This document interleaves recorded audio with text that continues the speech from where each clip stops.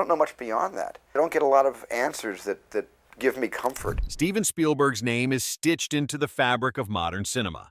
From Jaws to E.T., from Schindler's List to Saving Private Ryan, his films defined not only box office eras, but entire generations. He is known for bringing out performances that linger, moments that feel as if they could not have been shaped by anyone else.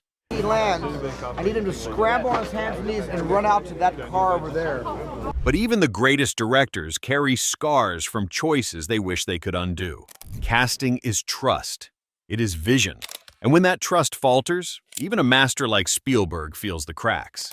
He has spoken, sometimes with candor, sometimes with restraint, about actors who did not fit, about roles that bent the rhythm of his films, about decisions that haunted him long after the cameras stopped rolling. These regrets aren't just about mismatched talent. They are about chemistry, lost, trust broken, or performances that failed to live up to the frame he built around them. Here are the 5 actors Steven Spielberg has admitted, subtly or directly, he regretted casting, and what their stories reveal about the fragility of cinematic legacy. Number 1. Dustin Hoffman. When Spielberg first worked with Dustin Hoffman on Hook, the pairing seemed like destiny. One of the greatest actors alive stepping into the flamboyant shoes of Captain Hook. Yet, the shoot was far from seamless. Hoffman, known for his intensity and relentless pursuit of detail, clashed with Spielberg's rhythm. Thank you. The director envisioned a whimsical yet dark children's fantasy. Hoffman leaned into Shakespearean gravitas, drawing out scenes that Spielberg wanted brisk and playful. Spielberg later admitted that the tension made the production heavier than it needed to be. What should have been magic often felt like a battle of wills. Hoffman had built his career on transformation. From The Graduate to Rain Man, he was celebrated for disappearing into characters with obsessive preparation. Spielberg admired that dedication, but on Hook, it became a double-edged sword. Hoffman wanted layers and nuance in a film Spielberg was shaping as a fairy tale adventure. The actor often pushed for multiple takes, stretching the schedule and draining energy. Spielberg once remarked that Hoffman was chasing a Shakespearean villain inside a children's fable, and the tones were pulling apart. For Spielberg, the conflict was about tone. Hook needed a Hook who could scare children and charm them in equal measure, a villain who carried menace, but also winked at the audience. Hoffman's approach leaned heavily on menace, sometimes overwhelming the playfulness of Robin Williams's Peter Pan. Come on, explode out of there! Stop the charade! Free your children! Daddy! Spielberg later admitted the atmosphere on set grew tense, with Hoffman's gravitas pulling the film away from the lightness he intended. Hoffman himself spoke with mixed feelings. He praised Spielberg's brilliance, but admitted their methods did not always align. Spielberg, in turn, acknowledged Hoffman's talent with a caveat. Sometimes the role demands simplicity, and Dustin was always searching for depth, he said. What Spielberg needed was rhythm and levity. What Hoffman delivered was weight and darkness. The final film left audiences divided. Some critics hailed Hoffman as the highlight, larger than life and deliciously villainous. Others felt his performance slowed a film already struggling with pace. Spielberg later described Hook as one of his more troubled projects, citing miscalculations in tone and casting. While he never condemned Hoffman outright, the regret was clear in hindsight. The irony is that Hoffman's brilliance was never in doubt.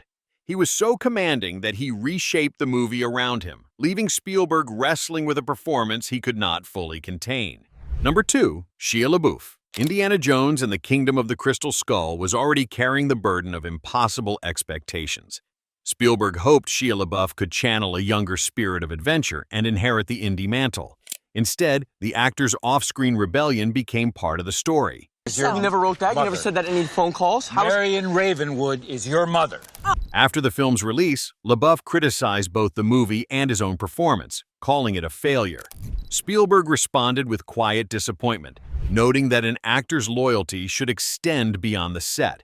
It was a rare public fracture between director and star, and one that left Spielberg regretting the trust he had extended. The film was meant to bridge generations. Harrison Ford returning as the iconic archaeologist, LaBeouf introduced as Mutt Williams, a possible successor.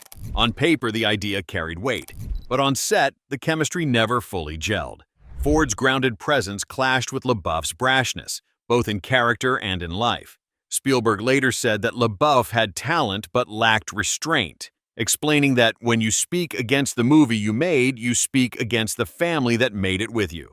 LaBeouf's public remarks stung. In interviews, he admitted he dropped the ball on the legacy of Indiana Jones. For Spielberg, it was not the confession of failure that hurt, but the decision to voice it publicly. Loyalty mattered deeply to him. He had spent decades protecting actors, shielding them from critics, and framing their work in the best possible light. LaBeouf's words, whether honest or impulsive, broke that unspoken trust. Behind the scenes, the strain grew visible. Crew members noted LaBeouf's intensity, sometimes inspiring, sometimes disruptive. Spielberg valued precision and collaboration, qualities that fueled his best ensembles. LaBeouf often brought volatility instead, a raw energy that did not always serve the larger picture. What Spielberg hoped would be a passing of the torch moment became a cautionary tale about casting youth for legacy. The fallout lingered. LaBeouf continued to make headlines for personal struggles and controversial projects, while Ford and Spielberg remained cautious in discussing him. Industry whispers suggested that plans to extend the franchise with Mutt Williams at the center were quietly abandoned. The actor's self-criticism, meant perhaps as candor, only deepened the sense that the gamble had backfired. In Spielberg's career, regret rarely came from talent. He worked with actors of every style and temperament. It came from broken trust, from the feeling that the story on screen had been overshadowed by the story off it. With Shia LaBeouf, the regret was clear. The adventure that was meant to pass the torch ended up extinguishing it. Number 3. Julia Roberts. On the same set of Hook, Spielberg faced another unexpected challenge: Julia Roberts as Tinkerbell. At the time, Roberts was America's sweetheart, luminous and bankable. But during production, personal turmoil and tabloid frenzy followed her onto set. Why are you in Neverland? Well, that's easy. Spielberg later confessed that her performance lacked the joy he had imagined for the role, and her energy clashed with the fragile fantasy he was building. He defended her publicly, but privately acknowledged that she had been miscast. Roberts herself later admitted she was unhappy during the production, sealing the sense of regret for both director and actor. The casting seemed perfect on paper. Roberts' charm had defined Pretty Woman and made her one of Hollywood's most sought-after stars. Yet on Hook, the role of Tinkerbell required a different presence: playful, light, mischievous. Spielberg imagined her as the spark that could balance Robin Williams' exuberant Peter Pan and Dustin Hoffman's imposing Captain Hook. But from the beginning, Roberts struggled to find her rhythm. Spielberg once said, "I think Julia was going through a very tough time, and it showed in the work." Complicating matters was the glare of media attention.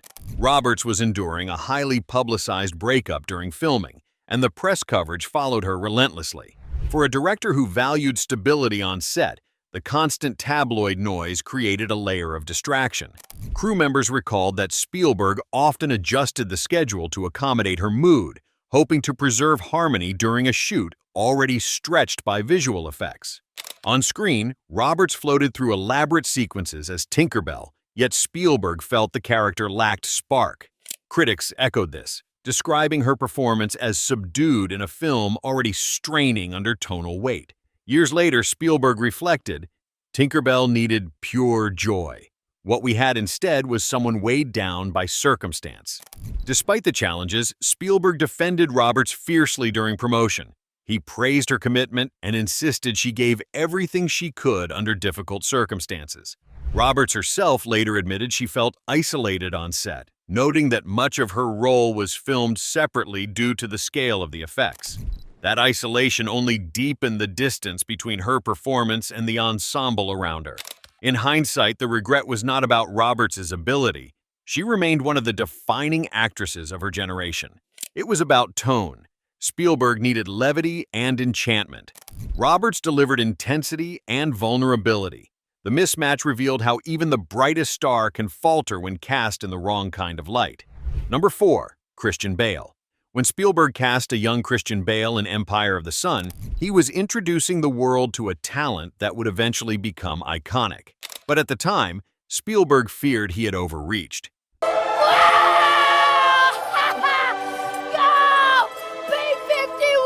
Bale's raw brilliance was undeniable, yet Spielberg admitted that directing a child into such emotionally devastating terrain felt almost exploitative.